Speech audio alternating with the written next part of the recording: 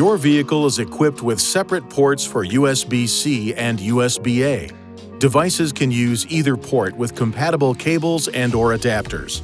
After plugging a device into a port, press this button, Touch Source, and select USB to play audio from the device.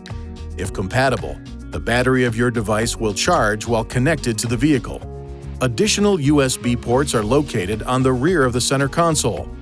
These are used for charging only and do not interface with the vehicle's audio system. Please see your INFINITI InTouch Owner's Manual for important safety information, system limitations, and additional operating and feature information.